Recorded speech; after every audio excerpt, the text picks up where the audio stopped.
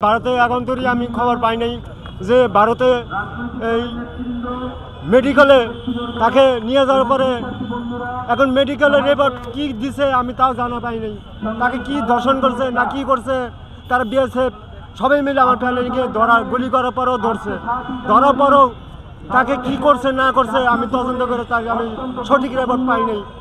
এবং তারপরেও তাকে কি কাটাতরে ঝুলিয়া নির্মমভাবে কষ্ট করে কিভাবে টানছানা দিয়ে কাটাতরে 5 ঘন্টা ঝুলিয়া তাকে কিভাবে কষ্ট দিয়ে মারছে।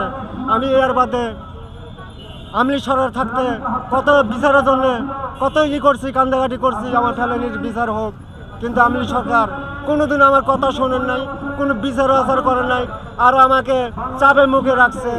কের সাথে মিলেমিশে কথা করতে দেয় নাই, কথা কইতে দেয় নাই, কের সাথে ভূগোলে যাইতে দেয় নাই, আমার বিচার দাবি করতে দেয় নাই।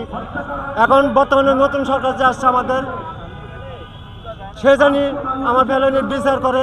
আরও যারা পাশাপাশি যারা ভারতের অমিয় ঘোষের যেরকম আমার মেন নির্মমভাবে ক্ষতি হয়েছে, আর বাকি বিএসএফের হাতে যে যারা কাটাতারে সীমান্ত হত্যা হয়েছে তাদেরকে আমি বিচারের আওতায় আনতে চাই।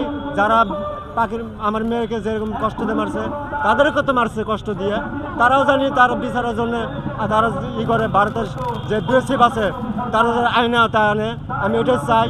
এবং আমাদের বাংলা সরকার যে আছে এই বিচারের জন্য আন্তর্জাতিকভাবে তাদেরকে জানি বিচার করে কঠিনভাবে, আমি এটাই চাই।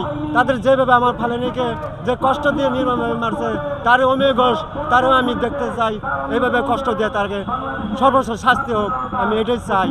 বিচার চাইতে তখন আমলি সরকার আমাকে অনেকভাবে চাপে রাখছে, কোনো কের সাথে ঘরে থেকে বেরোতে দেয় নাই, আমাকে কের সাথে কথাও কইতে দেয় নাই। আমি সাধারণ একটা গরিব মানুষ, ভারতের কর্মর জন্য তাও আমাকে কিভাবে যাই, ভারতের বাহিনী কষ্ট দিয়ে আমাকে যেভাবে টানছানা দিয়ে মারছে, আমি এটাই চাই বিচার।